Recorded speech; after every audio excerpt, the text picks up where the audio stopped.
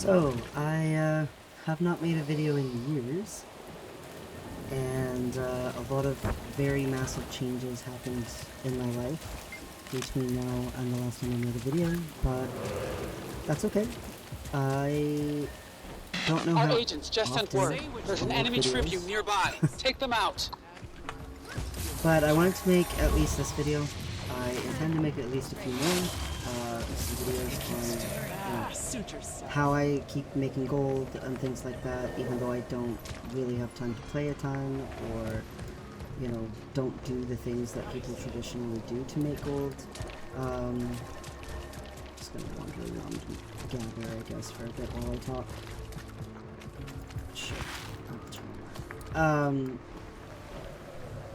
So, anyone who used to watch any of my videos and used to be aware of stuff that I did, I used to make guides, I used to be decently popular. Long ago, I had a decent following with my raw gaming stuff that I did, long ago. I'm talking around a decade at this point. Yeah, but I used to be somebody who did a lot of stuff for Guild Wars 2. And Guild Wars 2, I still do have a bunch of old guides up, and people do still go use them, and that's cool. I can't believe that they can look at the quality of those videos and see anything, because they're so old, but hey.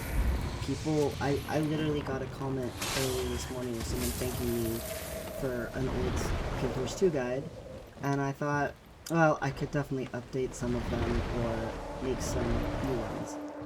I am currently in between quarters. One of the big changes is that I'm a college student, and I'm actually pursuing more than one degree at the same time, so my schedule is pretty wrecked. Most of the time. I do work a lot on top of that. I have 2 jobs, and then I also present research and papers at conferences and submit for publishing, so I do a lot. I'm a very busy boy, and so I don't have a ton of time to play Guild Wars 2 all of the time, but at the moment I'm between stuff, and so I thought, oh, I'll just make a couple of videos, see how it goes. I do not know how often I will be able to do so, but I can right now. Another thing that has changed is that, if anyone watched my older videos, I was a lesbian in those videos, or non-binary in those videos, as far as presenting, and I was born intersex. And that means that I was born with sex characteristics of both male and female. I struggled a lot in my life with feeling like I wasn't allowed to just be myself, and that people had a lot of expectations for me to lean towards the sex I was forced into when I was little. Unfortunately, standard procedure when someone is born intersex is to surgically alter the child and attempt to normalize them into one of the sexes, either male or female. Unfortunately, the majority of the time it is into a girl, even though population-wise, it's more 50-50 whether someone's a boy or a girl, which means the majority of the time doctors actually get it wrong. I am one of the cases where they got it wrong, and they turned me, as best as they could, into a girl down there. And the problem is internally I was a boy, and especially when puberty hit, things became very complicated very fast, and in my adulthood, for a while there, I did run away from all of this. It was very distressing, and I had no support from, like, self-gaming or something like that about it. So I ran away very hard from it, but in actuality, I was a boy the whole time. I have journals since I was growing up, since I was 12 years old, and in them are giant lamentations about why wasn't I born a boy. My whole life didn't make sense if I was just born a boy. Yeah, but it turns out I was. It's just I didn't really look like it on the outside, and they didn't do an ultrasound or something to look at what I was internally, and so yeah, I was a boy. And so in my older guides and videos, you'll see what it used to be like, and you'll notice that I still wasn't always the most girly of girls. That's just never been a thing for me. But yeah, I always, even when I was a child, even I can remember the first time I thought about it was I was actually 2 years old, somewhere in there, and I didn't understand why I didn't look like my brothers when I was naked. So like it's always been a thing for me, even when I was teeny tiny. There's this confusion about why everyone kept insisting that I was a girl and that I should act like a girl. So yeah, that's a thing that's changed. I could outrun a centaur. Another thing that's changed is before it was very cute. I had met my wife and I had met my ex-girlfriend both in Guild Wars 2, like just playing Guild Wars 2. And so, you know, I was married, and unfortunately it was a very abusive relationship, but I am a very giving person, and gave way too much. I could outrun a centaur. So that marriage eventually ended because that person threw me away, and so that's unfortunate. And I did need to like recuperate for a while from that, I'm not gonna lie. And since we had met in Guild Wars 2, and we had a guild in Guild Wars 2 and everything, you know, I had to confront that and deal with that. I could outrun a centaur. Yeah, so there's like some relationship dynamics that have changed. My working situation has changed. I'm in college, that's changed. My medical situation and health has changed. I have thankfully now had enough surgeries that I am by both sex and gender male. So yeah, that's a massive relief for me, and my health is much improved, like all around, because of being on hormones. I always produced far too much testosterone to be a girl, but I didn't produce quite enough to be a healthy boy, so it's been a relief to have that. And things have changed a lot, but the thing that has not changed in the last decade is Guild Wars 2 is still my #1 game. And you might say, how does Guild Wars 2 stay that way? Like I have played this game since beta. I have an account old enough that I have, here I will show you, whoops, not that, I'll show you, look, I have the Mistfire Wolf. Yeah, that's right.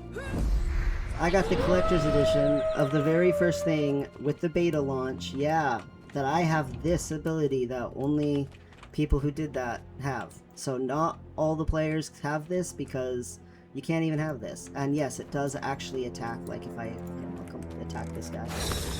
Although he's already been out for a little bit. But he makes little baby wolves and stuff like that. It's really cute. See if there's little baby wolves. Yeah, I have this ability, and I get to put it on my key farmers and look at it once a week. But yeah, that's how old this account is. I just recently got in the mail my birthday gift for my first character. And my very first character, I have never changed. I have changed their outfit, but I have never changed anything to do with how they look. I've never changed their name, nothing. So my very first character is not the character I'm on at the moment, but yeah, I've never changed them. I have an account so old that my account name is 3 letters. Yeah. So it's very funny to me that the thing that stays stable, the thing that helps me emotionally regulate when life goes all up and down, and is a little absurd, is Guild Wars 2. Yes. And the thing is, this game,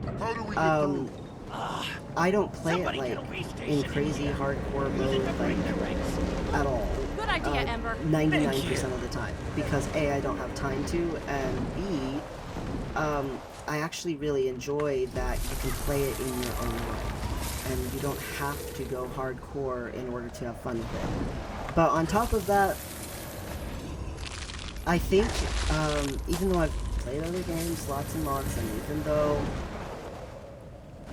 I even like other games lots and lots, I even like other MMORPGs, and sometimes I take breaks from Guild Wars 2. Sometimes I don't play the game for like almost a year at a time when, you know, when the divorce happened and stuff. Believe me, I didn't play for a while. You know, but the thing is I always come back to this game every single time. I start to feel like an opening to come back and play it. I come back and play it. It's just the game that I always come back to. And I think that part of why is because this is such a familiar place to me, but this is also a place where I got to explore a lot of things. The very first time I ever made a non-binary character in a video game was in Guild Wars 2. The very first time I made a boy character and dared to just wander around pretending to be myself, even if it was, you know, on a fantasy creature in a game, was in this game. The very first time I ever felt like, oh, hey, I could be a leader, or I could make changes in people's lives was in this game. I used to do support groups in an LGBT plus community where we did things like suicide prevention, and we did you know, a bunch of emotional support, and in those groups we also had, you know, not just Discord servers where people could come talk and stuff, and I don't know if anyone remembers all the way back to Ventrillio, but also we had this game where the makers of the game really were completely fine with that kind of thing. Alright, and so we now, could have which way to that people from Frost all over Legion the country conversion chamber? come to support groups, but also be able to come and play video games and make little characters in this game that we could make feel, you know, fun for them, and have them be able to take up some sort of space. And something that I hear people say a lot is about is that, you know, companies put on the rainbow letters, or,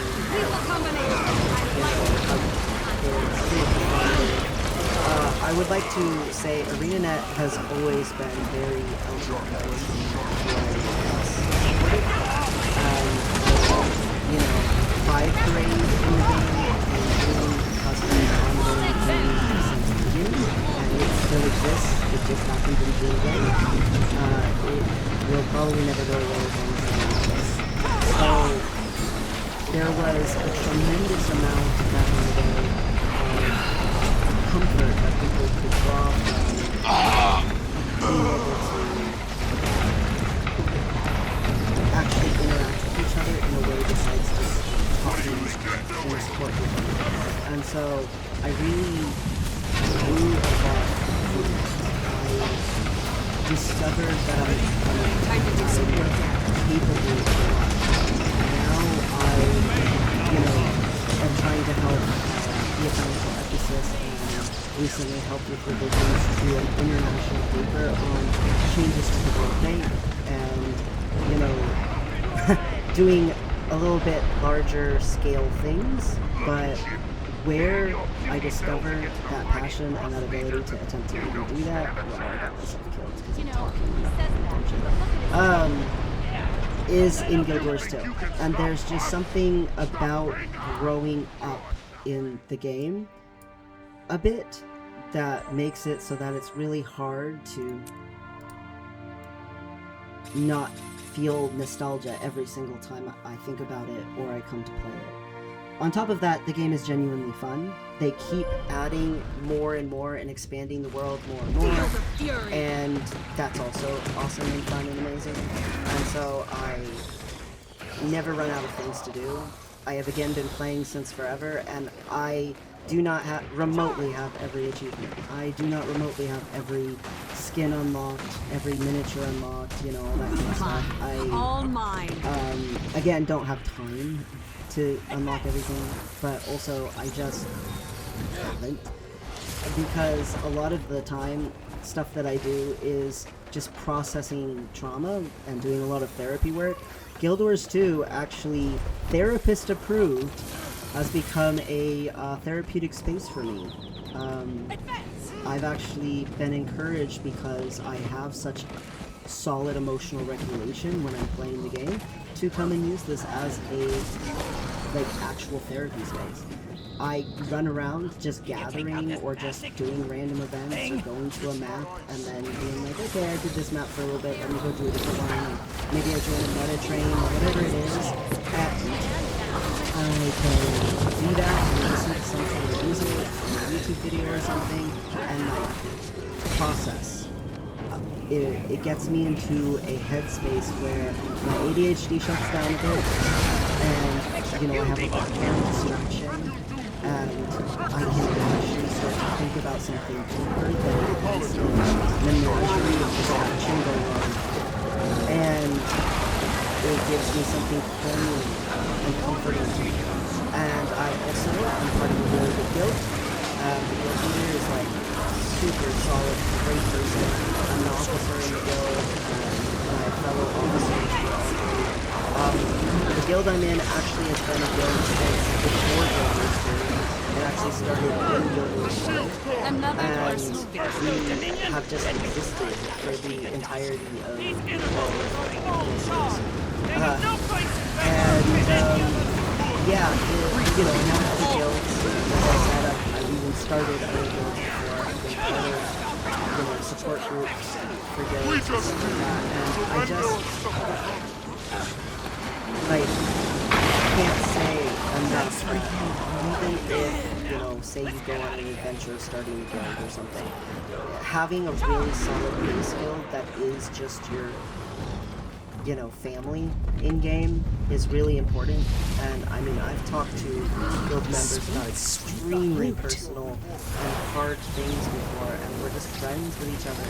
And like, we don't live near each other, we've never met in real life, but we've known each other for a really long time, and like, we would gladly support each other through anything.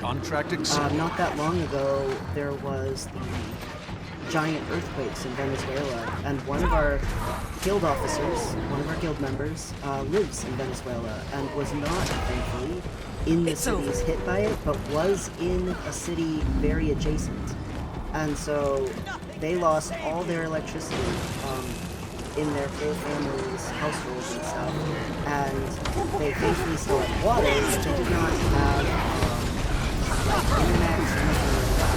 And so they managed to get the electricity to them quickly. They were like, you know, cell service, towers, all that's going to be completely down, and we don't know how long, at their house. And so he went and stood in line, a line that was apparently over 100 people long, at the library where they had set up generators and stuff to make it so that people could go get on the computers for 15 minutes at a time or whatever. And he let us all know, hey, this is the situation, I'm alive, I'm safe, I didn't die, and so our guild looked up how much cost it would be, how much currency conversion is, and Venezuela apparently has very, very highly fluctuating currency. But whatever, we decided screw it, and we all chipped in, you know, as much as we could, you know, a person here, a person there, with $5 here, $2 there, until we had the $63 it would take for a month of satellite internet. Time to do some real damage. And all the people in the neighborhood could go to their house and use internet while they waited for, you know, actual internet service to come back. So that we could make sure that our officer could still come play with us, could still talk with us, keep us informed, their family could be safe, and be able to contact people and reach out and do whatever they needed. And that's just the kind of guild this is. And that's the kind of people this is. And so, you know, I don't always have that kind of people in real life. Like, in my day-to-day life, I have friends. I have friends at both, you know, colleges that I'm at, you know, at my university, at my college. I have tons of friends, I have professors I work with, all kinds of stuff. But would they be like that? No. I don't think so. And there's just a different level of depth there because we've known each other for a long time, and we're all caring people, you know. And unfortunately, a lot in my life, I've been but other people and I don't feel that way. I don't feel that way when I'm running around, maybe going for a nice going for, a little bit the military. I don't feel that way. I am not someone who is perfect with those people. I do not play thinking I am making the most bold rally that I possibly can. I do not use websites. I don't use ads. I don't use my I just play whatever it is. And apparently while I'm trying to so I don't have to implement the content. I could do digital because probably is not most placed. And that's good enough for me. I don't need it to be perfect. I think that's the thing, is the game's never been perfect, but then neither has my life. But the game has always been good, and I might not be perfect, but I have always been good. And we just mesh. Me and Gilbert's truly just work together. And I think that's the thing. There's fun if I really want to pay attention and I want to get engrossed in trying to score, you know, a real achievement, and I have to pay every second heightened hyper focus on what I'm doing. There's, you know, stuff for that, and then there's also stuff for if I just want to be like talking and not paying attention and just doing this. So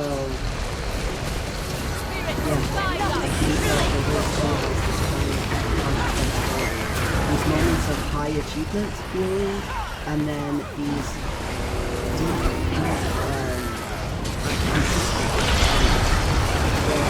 you know what to expect. It's not the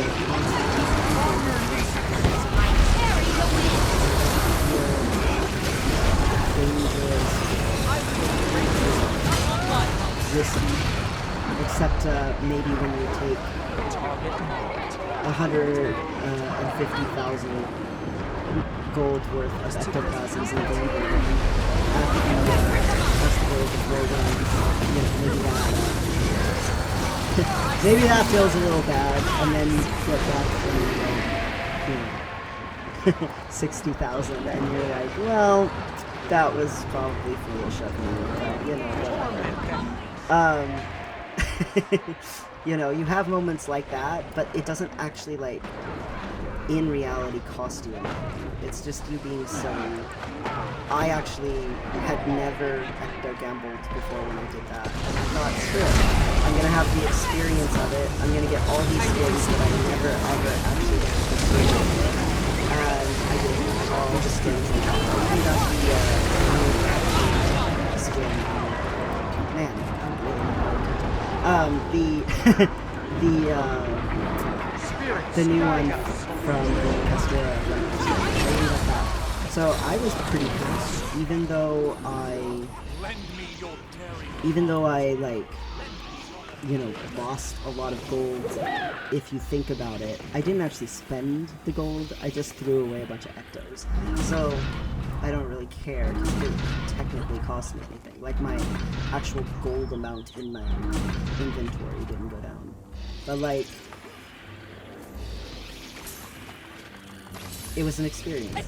And even if I did technically lose a bunch of gold, I didn't really lose something for, like, tangible. It didn't cost me something realistically. And for anyone who thinks you can't play video games and still be ambitious or still accomplish things in real life, I would like to say that that's bullcrap. And if people have filled your head with that, that's bullcrap. Not, Mine. All not to mine. toot my own horn or anything like that, but I feel like I'm a decent example of that you can be someone who's played video games for an extremely long time, even the same game for an extremely long time, and it be actually that you still are a person who's out doing things and accomplishing things. But I hope that it can make maybe someone who judges people for that more understand that the world doesn't always feel safe.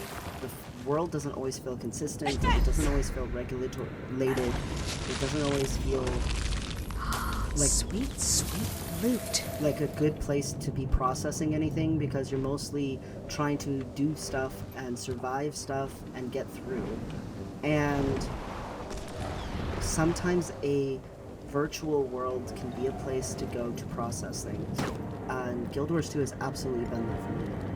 So, even if Guild Wars 3 is announced, and I fully intend to get it when it comes out, I can promise you that I will still be logging in and playing some Guild Wars 2, at least from time to time. I will still be playing this game for years, just like I've been playing it for years. And like I said, I intend to put out a couple of little video guides and things. I could I outrun don't a know how centaur. often or how many I will be able to do, but I haven't updated stuff and I haven't made new stuff in a very long time. So screw it. I'm gonna do it just for funsies before, you know, school starts back up. I picked that up. Those are very, unless you're specifically making the item, and quite frankly, you can just buy them for 3 copper each off of the trading post. But yeah,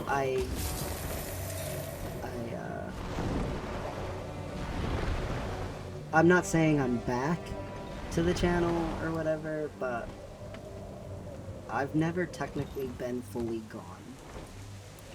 And I definitely have never been fully gone from Guild Wars 2. And I probably never will be. It would not surprise me if it still exists and they're still keeping the servers up just the way they do for Guild Wars 1, and I'm some old, you know, dude in a, you know, care center or something at 100 and something years old, you know, say I'm 102. If I can still play it, I probably still will. Because, I don't know, this game and I have gone through a lot together, and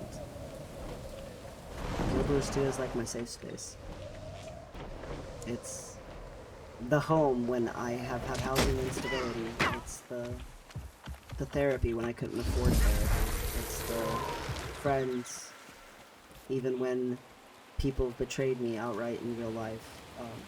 It's where I can just be myself even before I could be myself in real life. It's been there for me. Guild Wars 2 has been there for me. And, yeah, that's where I'm at with that.